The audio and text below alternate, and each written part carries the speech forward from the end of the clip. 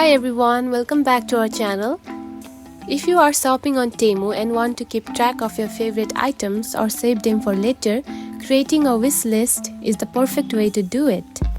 In today's video, I will show you exactly how to make a wish list on Temu step by step. Let's dive right in.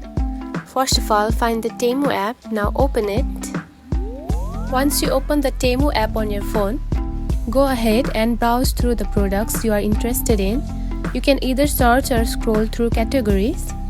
Now here is the fun part. When you find an item you like, just tap on it to open the product page. Now scroll down. Here you will see a heart icon right next to the product details option. All you have to do is tap that heart icon, and the item is now saved to your wish list. To view your wish list, just tap on the profile icon at the bottom right of the screen. From there, scroll down and you will see a section labeled My Wish List. Tap on it and you will find all the items you have saved. You have now got your wish list set up on Temu. It's a great way to keep track of your favorite products and come back to them when you are ready to buy. If you found this video helpful, don't forget to like and subscribe for more tips. Thanks for watching.